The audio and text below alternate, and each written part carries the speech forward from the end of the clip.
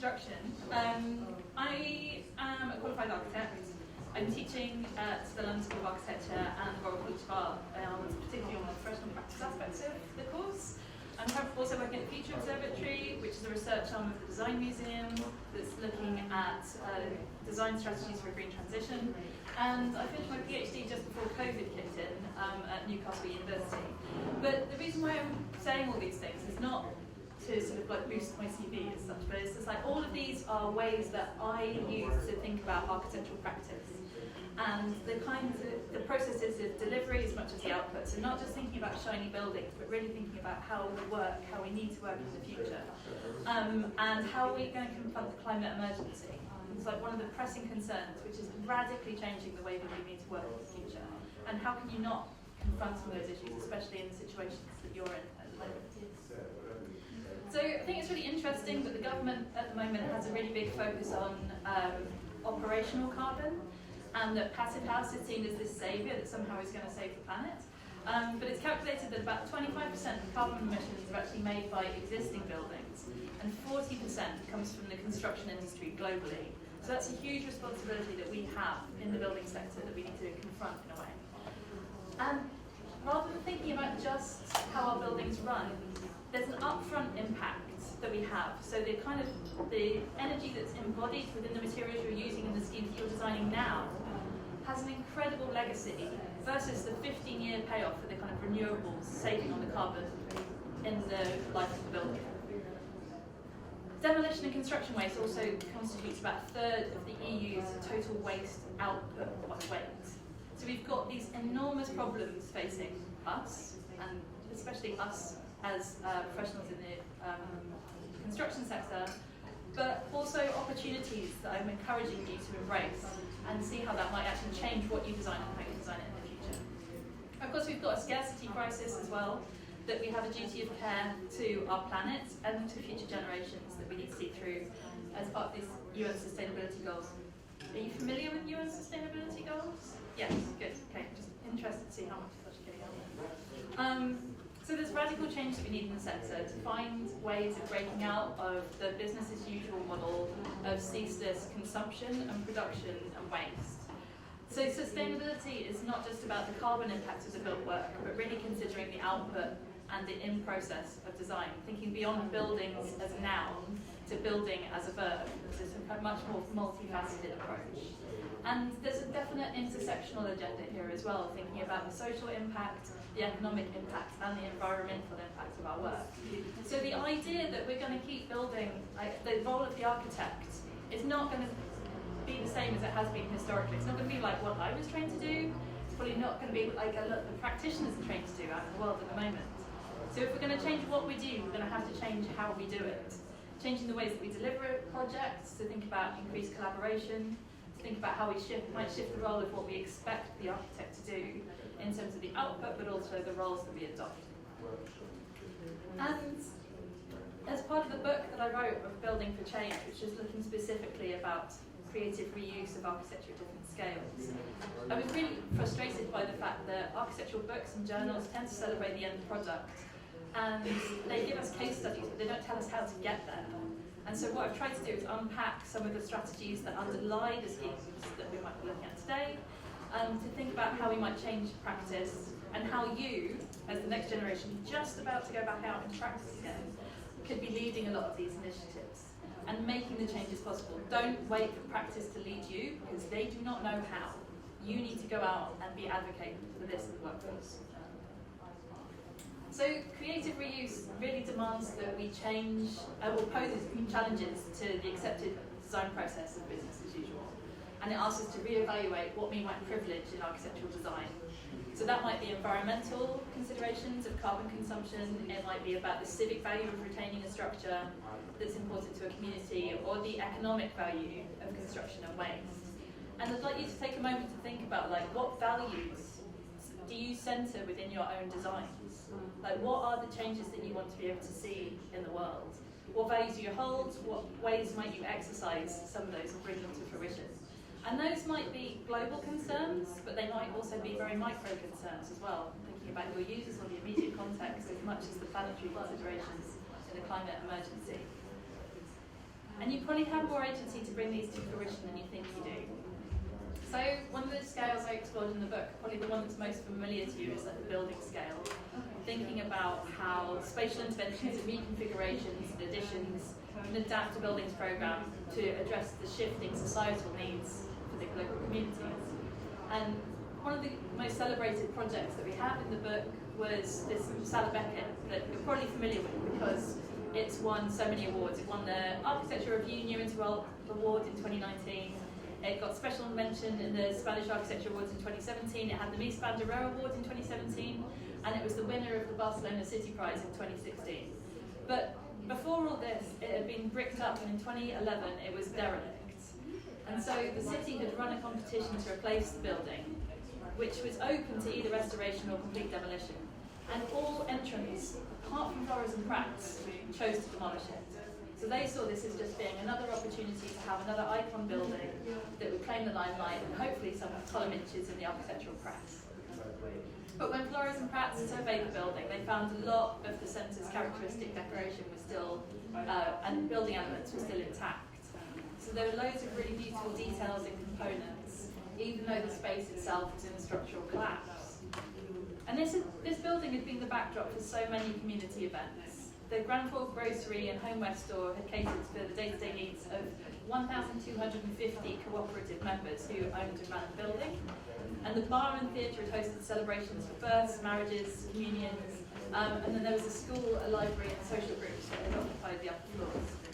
So the original social club had been a focus for this community in the Popelnau district since its construction in 1927. And it had become clear through moving through the building and taking the time to explore it, really notice a lot of these details, and to talk to people from the local community, that Ricardo Flores noticed this was more of a container of stories, and that he had to listen to these stories before they could figure out how to develop a project to go forwards. So they actually spent 3 months undertaking extensive and painstaking research of surveys of each individual detail of the building as it stood. So they recorded the size and condition of the mosaic tiling,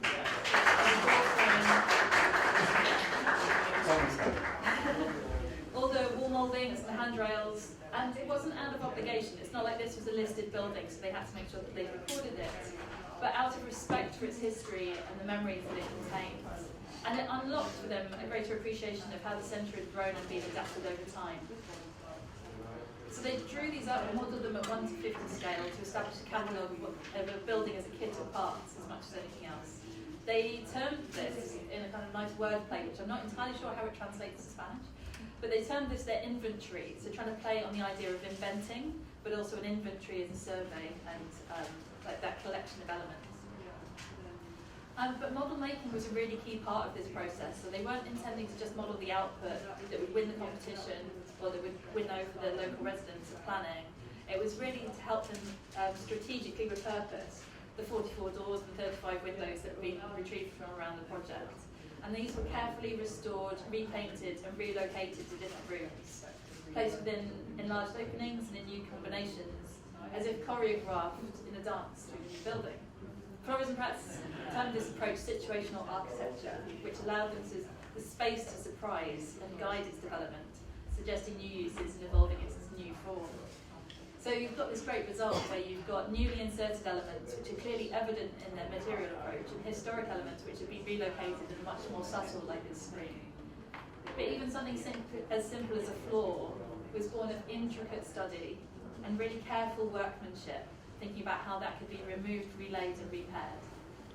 And model making was used as this tool to develop and test these spatial configurations that you can see the test model on the side, which is then superimposed onto the building plan to think about how different forms within the programme might be distributed and how they could minimise material impact, so minimising waste, minimising the extra materials they'd have to add to that building in order to retain the character of the spaces, whilst also retrofitting them to meet the very high technical and programmatic needs of a new contemporary theatre space.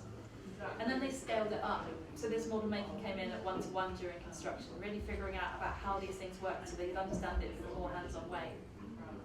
And it's instrumental in creating these characteristic voids which flood the building with light and help the orientation and movement through the new spaces. So this was an approach which enabled these community stories to be retained and developed as part of this ongoing continuity rather than erased and replaced. And it's really that act of listening and understanding and surveying, which we skip over so quickly in trying to define a brief, but for them I think is really important for generating the project that resulted. So I'd also ask you, like, what do you consider to be waste? Like, what can be sacrificed within a building, and what needs to be saved? What values are at play in this, whether that's social or monetary or planetary values?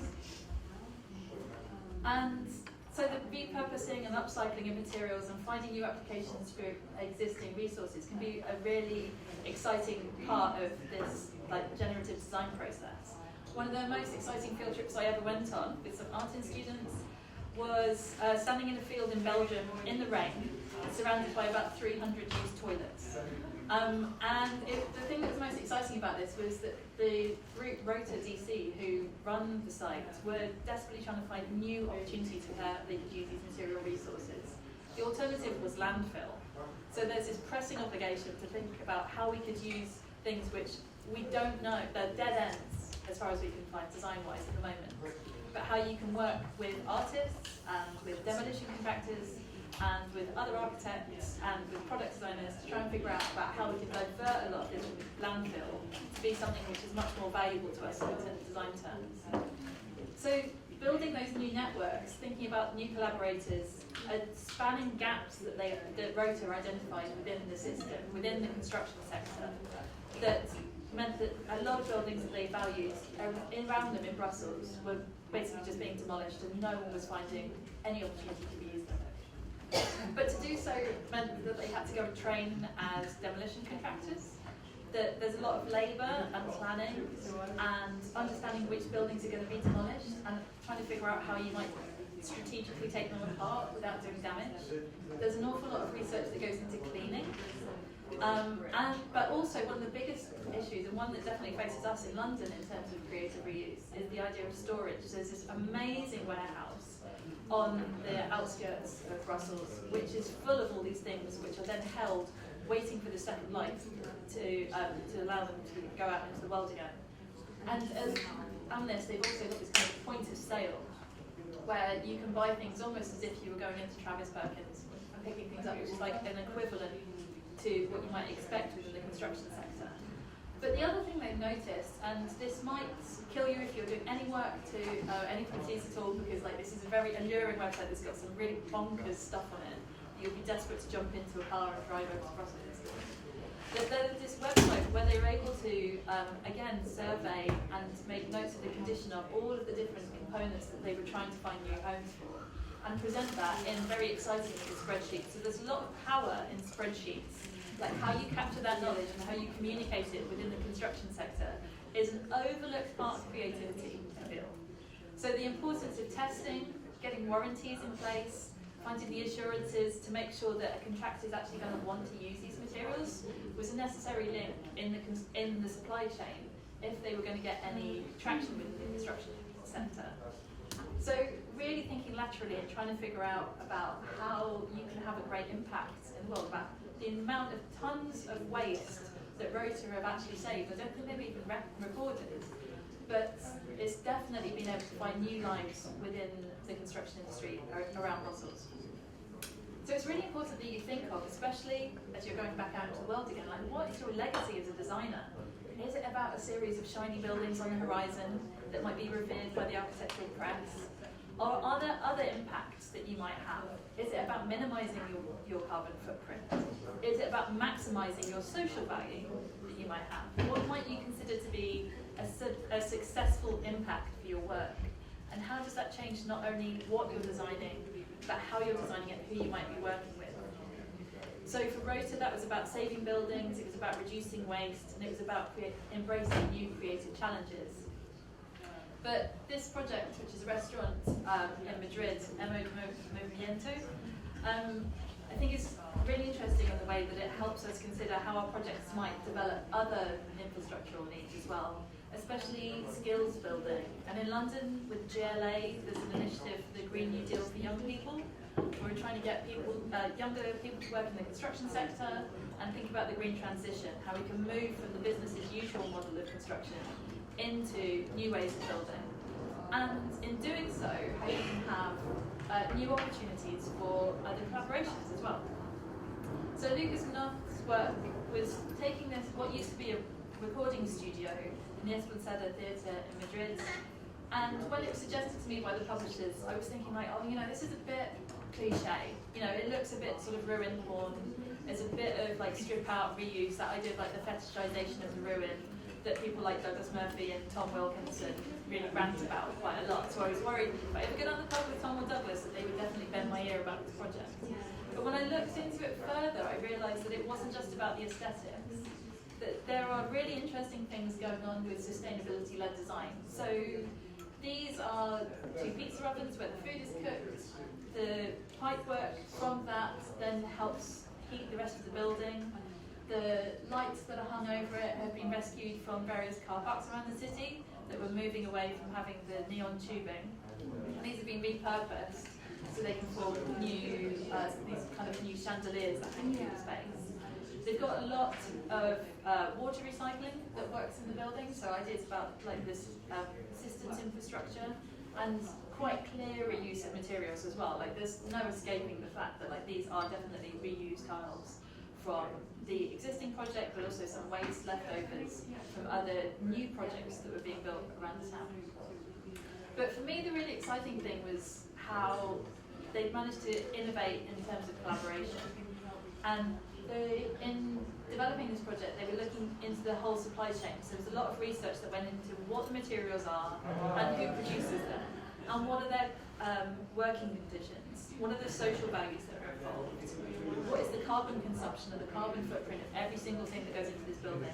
And they would, if they found that there were bad working conditions for people who were producing the materials, they just refused to use them. So you've really got to look beyond just accepting these products and without thinking about where they come from, how the materials are sourced, and how they were assembled as well.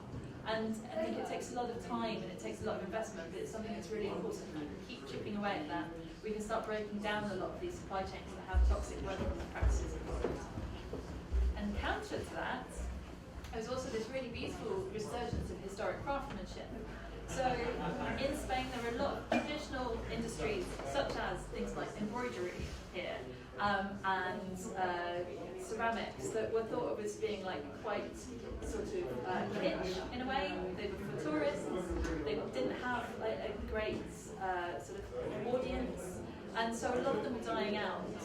And working with these ideas, like finding new skills for industries such as the European Green New Deal initiatives and the European Bauhaus, they found ways of making sure that people who had previously been excluded from working in the construction sector were able to find new jobs.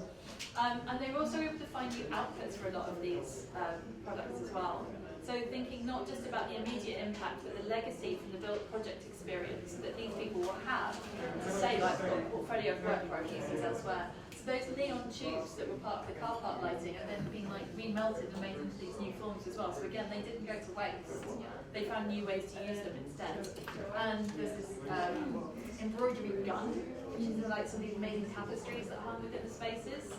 And then on the top, you can see some of the guys who are working on making some of these panels are actually using 1.8 tons of the construction rubble from the strip out of the theatre to create this new terrazzo that then they use within the space. So when you're thinking about the kind of materials you're specifying, also think about what's already there, and can you find new ways of using that, rather than just thinking about imposing an idea on the space. So they really embrace this idea about material upcycling and the skills that can be developed as a result. And there's some really interesting things here, with like the copper piping, which is again part of the heating system, and the ceramic pots that are hung from the ceiling are part of an adiabatic cooling system. Do you know what that is? I had to look it up the first time as well. So that they hold water, so they help with humidity and cooling of the air as a natural, completely passive strategy within the space, but also use these traditional crafts in order to form those chambers. And they're much more exciting than an aircon unit. So they've become much more kind of characterful as a result. So finding these opportunities becomes really important. and thinking about whether there are social, economic or historic values that you want to be able to work with. You can also consider about what scales of intervention that you might operate at as well. The city scale, building scale, or material scale, and each one of these has opportunities for great impact. But you've got to figure out about how you focus your energies to affect the greatest change. Sometimes it's not necessarily about building, but about making something disappear that might help open up new opportunities. And so there's the Shenzhen Ancient Fair, which is in the district of Shenzhen. This is a project that rehabilitated 26 hectares of land, which is in really poor state. There was a river that went through the local area that was so toxic that people actually couldn't go anywhere near it. So they were building further away, and there was this depopulation of the cities that was proving really problematic. So the architects were figuring out how to preserve and enhance a lot of these historic structures that were standing there, as well as making contemporary interventions that might help build a stronger cultural infrastructure. So the strategy they took combines architecture, landscape and infrastructure. Again, I'm all about the exciting stuff, the spreadsheets. Now we're going to be talking about culverts.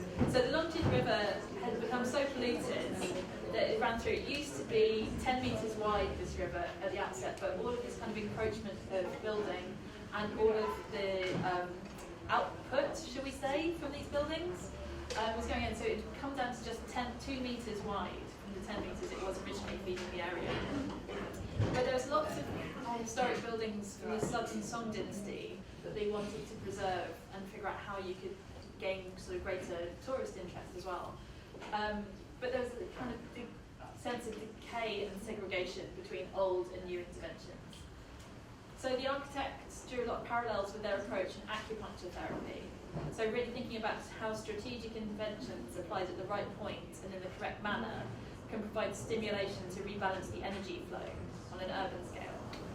So they had to undertake a whole process of comprehensive surveying using drones and photographic modelling. And then they identified this area, which is a 70 metre stretch of the river, as this critical opportunity to help catalyse the regeneration of the area. And this is where it gets exciting. So to restore the ecology of the river, they required the creation of sluices and covered culverts to make sure you can separate the rainwater from the sewage network. It's quite important if you want to go anywhere near a river. So the sewage network runs below, and then the surface level river can be returned to amenity use. And the river is fed by connections to an otherwise wasted oversupply from a nearby water treatment plant. So 5,000 cubic metres of water a day is then able to be used for amenity use rather than just being waste. But also means that they know they're going to have constant supply of the river throughout the year across both the dry seasons and the rainy seasons, which is very specific to that context. So to try and encourage this reconnection with the resource and support the local ecology, they also reshape the path to provide these areas of vegetation and bridges and amenity space so you can interact more.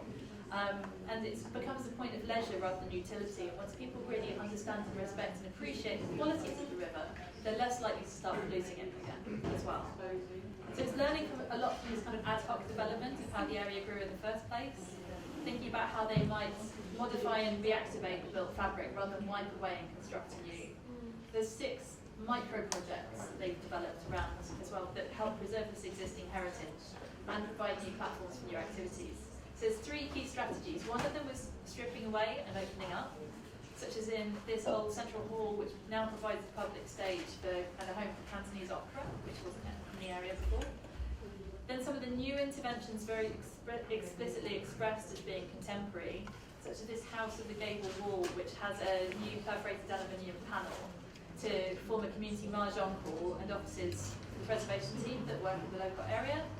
And then you get these routes that cut through, such as this viewing pavilion, that are constructed very nimbly and economically out of welded steel plates. But they create these new routes which then move through areas which would otherwise be dead end to create these new different level gardens. And so there's new spaces for play and performance that previously would have just been stagnated. And also gives different opportunities to different scales of intervention. And I think the thing that's really interesting is that in the historic photographs there'll be no people adjacent to the river at all. But in the new photographs, you can't help but see kids running around. I mean, they're running so fast, there's this kind of blur in the different photo. But they feel safe, and they know that they can explore the area, and they can reconnect with nature in this very dense urban context. So it acts as a magnet for community engagement. And they've identified subsequent phases that they might develop as well as part of this ongoing master plan for the reactivation of the area, where you can provide greater cultural and environmental resilience. So starting from something which was inherently unresilient and finding how that might be more generative to different forms of sustainability in the face of redevelopment, because when these areas are derelict, when they become cheap, they usually get wiped away. So this is a point of resilience for the community as well. So the rehabilitation of the river being brought back to life has enabled the community to come back to life as well. And the thing, although it's quite hard to get your head around a lot of these projects, the idea of time and like this legacy impact is incredibly important if you can try and embrace it and figure out like not only what you're doing, but what is the life of your building, what is the afterlife of the schemes that you might be designing at the moment. So thinking about how different considerations from an outset of a project have this different legacy impact. So strategic thinking can really transform the way that ongoing energy and social demands of a scheme play out, and can be much more effective than trying to retrofit environmental systems further down the line. So I think this idea that I kind of want you to embrace is like designing for architectural afterlives. One that was born of a kind of emergency, the Rigo Collective Dwelling Centre, was an instant sort of pop-up housing project because 370 immigrants needed to be housed and they didn't have any space within the city. So the first premise was, well, we've got some land, you can build it, but you have to really make sure this thing completely vanishes at the end of its life, because we want to return it to parkland. If it's going to stay, then we have a problem because we have to, there's a negotiation with the local community, but if it's something that can be returned, then we can accept that that will have a temporary life here. So they were able to solve the problem and provide some homes for these migrants who were coming. And the reason why they were able to make it work was from the outset they were thinking about how it would be demolished. So they started from the dimension of the raw sawn timber boards that you can just buy off the shelf, and used that as the basis to create 213 prefabricated wooden modules, like these ones you see here. The proportions are designed so you could use this module as student housing or as a hotel further down the line as well. So not like massively generous, but with a potential use after it had been on site. It was designed in a way that they could be fabricated off-site, brought onto site, framed into place, really quick construction processes, something which has been adopted by Waits Construction in some housing in Cardiff at the moment, where they're proving that you can use modern methods of construction in a factory, where you have much cleaner, much more controlled processes of construction. You don't get delays from having weather like we have today, where you have people who can't work on site, and you have much more control over the output. And it's much safer for the people who are working on site as well. So they created these prefabricated modules and built the foundations on site, onto which these could just be clipped in. So you could do the site works and the construction works in parallel, which means that you then rapidly compress the overall construction program, which is super smart. The other thing that's really smart is that the modular system that they've used means that the housing units can vary from 2 to 8 rooms, because you don't know who's going to turn up, you don't know how big their family is going to be. It might be one person travelling on their own, it might be someone with multiple generations, they want to stay together. And the way that they designed it meant that the play of fire doors and fire separation within these modules meant you could convert a kitchen to a bedroom and vice versa without having any extra knock-on effects in terms of building regulations and safe escape. But it was also something that could be done by hand. So if someone's living in these modules, you can take them apart really easily using bolted connections. So it's quiet, and it means you don't have to get specialist labour on site to be able to change them over. But the other thing that is really impressive about this scheme is something that you can't see from all the photographs. That they built it on these wooden foundations with the modules that were built on top, which meant that when you take this away at the end, you just remove the timber piles as well. So it reduces the impact on the natural ground, this idea about nutrients and toxic pollutants going out into the ground. something that Michael Gove is trying to wheel back in the UK the other week. So they think it's not important that we have like toxic pollutants going out from construction into the earth, which we don't know how we can get back out again.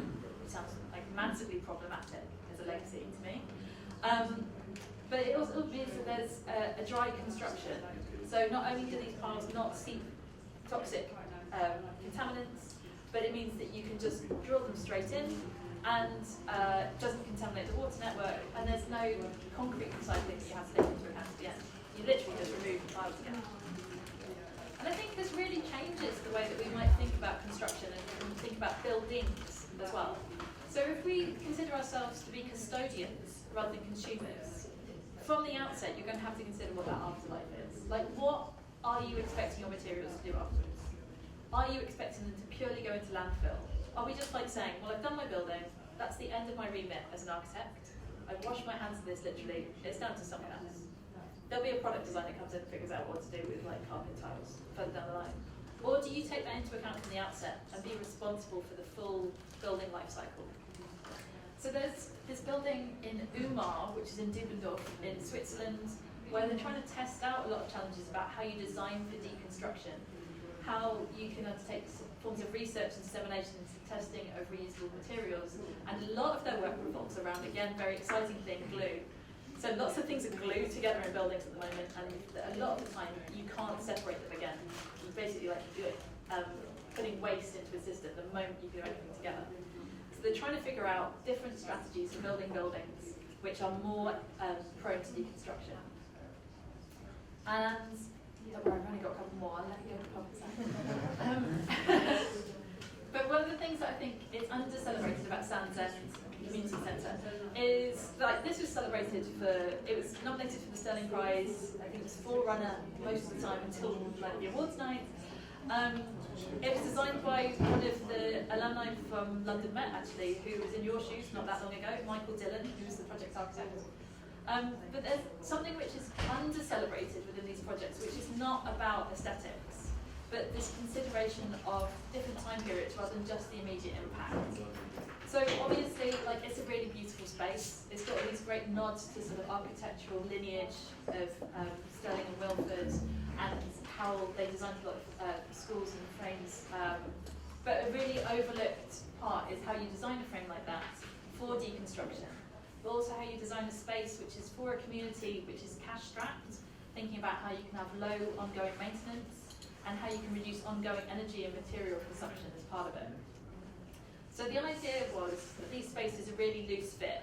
So they are designed for ease of maintenance and thinking about how they can be reconfigured for different community groups who can come and use them. So they have, as you've seen, like a dance group, there's a choral group, there's a full orchestra that goes in there, then there's a play group, there's people who are making things with clay.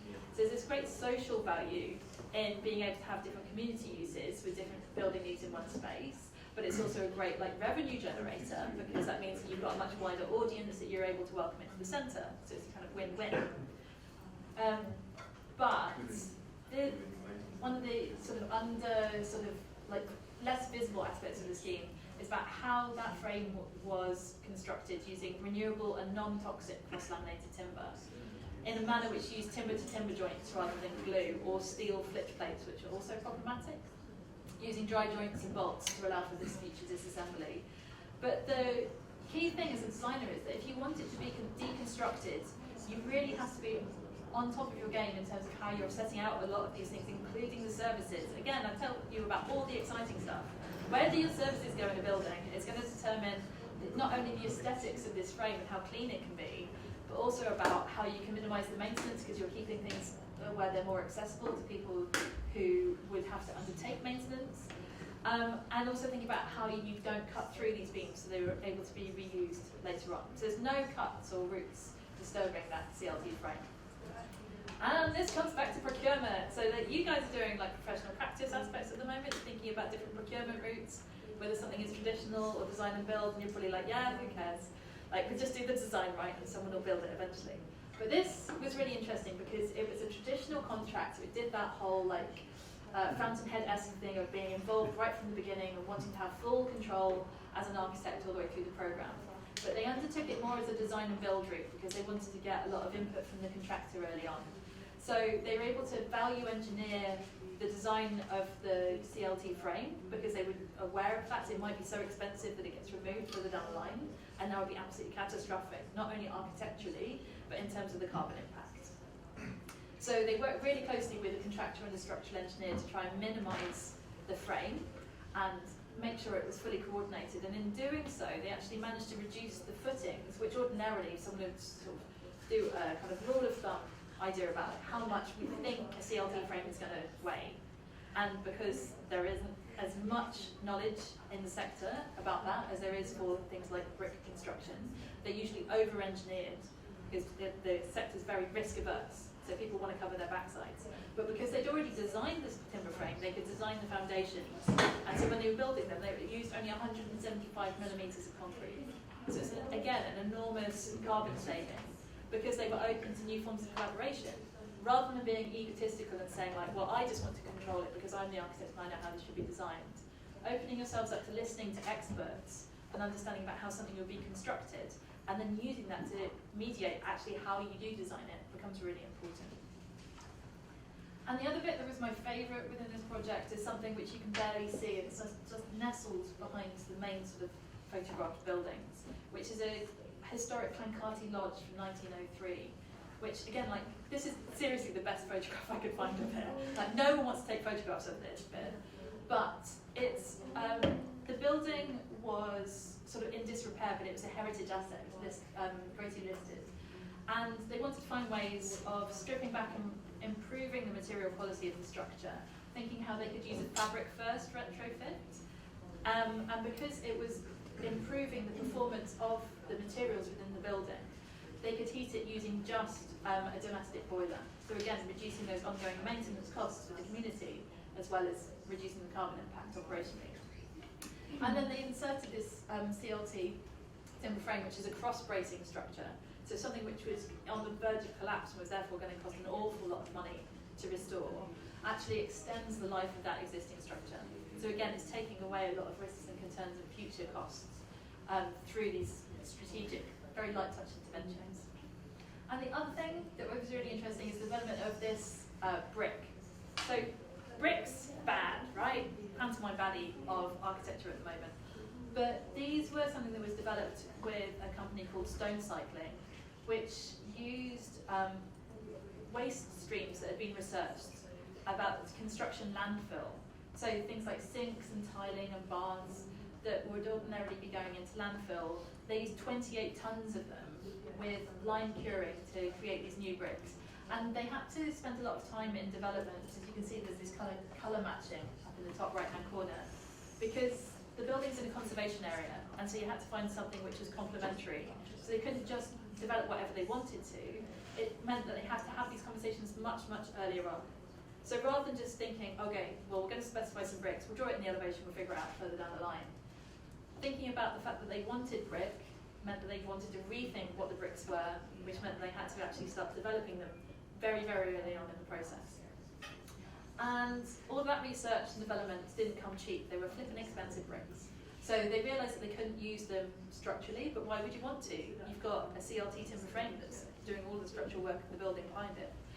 So they also did something really clever where they turned them, instead of being laid like bricks would ordinarily be, turned them side on. So you need less brick for the whole of the skin, right? So again, thinking about how lateral thinking and creative thinking really helps you save on like your carbon impact of your building. So a lot of these things, have you seen the RIBA plan of work? See, I bring all the good stuff. This really asks us to challenge the status quo and like these repeated sort of cycles, this very linear way of thinking that we're taught by the gods of the RIBA about like this is how a building is developed. Really shakes this up. So if you're thinking about like new products that might be developed, or about how you might coordinate with other people and collaborate in construction, or to reuse existing materials, it really shakes up our expectations of this and reshuffles a lot of the processes to create new loops. And this is something that's suggested by ACAN. Any members of ACAN in the audience? 2? Okay, I might want to look into this, because this is like, much information about stuff that we need to know in the future and about how that would be implemented. And how we might foreground circularity as a generative part of design and consider deconstruction and rehabilitation. So things like retrofit first definitely come into some of these camps. So initiatives like ACAN and LETI are your friends in challenging these accepted forms of practice that you are going to have to dismantle and rebuild in your future careers, which hopefully is an exciting and creative challenge rather than terrifyingly daunting. Groupworks project at Clerkenwell Close, I think, is a really great example of how we need to learn and observe and appreciate that some of these strategies are not just gospel, but they are open to negotiation. So please, when you're in practice, raise your hand, ask questions, don't be afraid of looking stupid. A lot of the challenges that you will bring are things which are necessary provocations if we're going to catalyse change. And they did this, again, thinking about like the structural stone exoskeleton on the front of this building was a switch out from a steel frame that was then clad in, copper panels, copper perforated panels, which would have had insulation to avoid cold bridging, and it would have had sort of gaskets that are holding that insulation in place, and then thinking about how you would clip the copper paneling onto the outside. So there's loads of different processes, lots of labour involved, lots of embodied carbon for the different kind of transportation methods of producing that, as well as the production of the materials themselves. And they swapped it out to structural stone. And the quantity surveyor just did a like for like, oh, stone is expensive, steel's not as expensive, so I don't think the cost savings are as much. And actually what they looked into was the fact that the savings that you would make in terms of swapping to a stone infrastructure are beyond just the material costs because of those ideas about construction time, about labour, about ongoing maintenance. So you really had to so Amin Taha was just on the shoulder of the QS telling him what to do all the time. So you have to know your stuff, do the research, push for change. Don't just accept that because the QS has told you it is true. Ask questions and see about how you can actually find alternative approaches and find leverage within that you might actually be able to bring to fruition. And it's really important as well that you speak to other parties, other stakeholders within these projects that you might not consider. So people like Jackson Coles, as like state agents, were able to help put forward, were able to put forward the idea that there are values to the materials, which are the costs. There's also the values to the materials in terms of the market. And so they did a lot of market research as well about like how much these flats would sell for if they were finished in particular ways. And the developers said at the beginning, like, okay, so if it's got timber inside, we think it's going to look like a Swedish sauna. No one's going to want to buy it. It's a bit risky, but we can paint it, right? If it all falls through. They didn't paint it. That flat went for about 20% more than they thought it was going to. So there's lots of things about understanding a market and how you can therefore position your design within it, which we don't usually get involved with. But it was really important to challenge their presumptions if that project was actually going to get built. And the other thing that's really important is that the research in understanding, analysing these projects, like this is some work that's been done by some students at the RCA at the moment, thinking about how that plays a role in like data loops and knowledge networks that play out within the construction sector. So there's a really important thing about like how you share knowledge, how you build networks of intelligence, rather than just keeping that data to yourself, because we're going to have to build this together. You're not going to want to undertake all this research yourself because we just don't have time. But there are other values that we might consider as well. And so what is your role? What can you do as an architect? What and how might you practice? And to finish off, just saying very quickly about some of the work we're doing in the Future Observatory. We will consider research as practice, but also practice as research. We're trying to identify opportunities at the moment on the peripheries of architectural practice to help shift the status quo. So thinking about design interventions and collaborations between industry, between designers, and between academia, where you are. Thinking about how you might work beyond some of these bubbles by bridging the gaps and engaging alternative agency. So thinking through architecture about how we can explore a lot of these ideas and how we can use the platform for innovation. So this is definitely Wall Thistleton. And some of the projects they've been doing in construction, cross-laminated timber at the moment, thinking about how that can be used in mass housing, and using their role in practice, using R&D, trade-off, research and development, tax savings, to look at how you might detail CLT structures, to find ways of negotiating the new Building Act that's come in, especially in the light of Grenfell, about this nervousness about using biomaterials, about how we as the sector can start leading some of the conversations about how these will work. But also thinking about like different collaborations and different parties, so like planners, architects, academics, policymakers, developers, insurance professionals are all part of the network within which you're working. And we need to listen to all of them. We have to understand how they work. We have quite a pivotal role still as architects in being able to collaborate with these people. And so how group work have been developing a lot of their projects at the moment is integral to their understanding of how Webb Yates, as structural engineers, are rethinking projects, about how the stonemasonry company actually go and source stone and what the different qualities are within that, and what the new opportunities and training needs are if we're going to use that within new build of like housing projects, which is what we're looking specifically. So we're thinking about how you might raise awareness of zero carbon construction through the exhibition that's on about how to build a low carbon home, how we might elicit policy change, but also about how you create proof of application. And certification and warranties is like a huge part of this. It's this great nervousness about how these things will be adopted. So really thinking about how you practice as an architect within these networks, but take a different position. So there's 3 strategies for future practice. Things about maintenance and care, about how we can preserve and enhance our existing buildings, about research and testing, about finding ways to integrate existing resources, and about how we might actually be able to integrate those within our projects, but also the necessity of experimentation. So you still need to experiment. You shouldn't feel like this is a convergent discussion.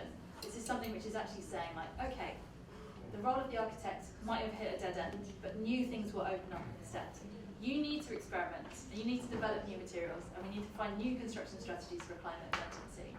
Because it's not just a possibility that you might do this, it is an imperative. It's really important that you raise questions, that you usurp expectations, that you demolish these historic structures that you are receiving from previous generations, and you know the impact on like how you might brief a project differently, about the different collaborations that you might bring in at what time, thinking about how that impacts on your project timelines, so we can find new opportunities to deploy these strategies. And as hopefully some of these projects have shown, there are real benefits that you can have in terms of the social, environmental, and economic value and impact of your project as a result, if you embrace reuse as a creative act.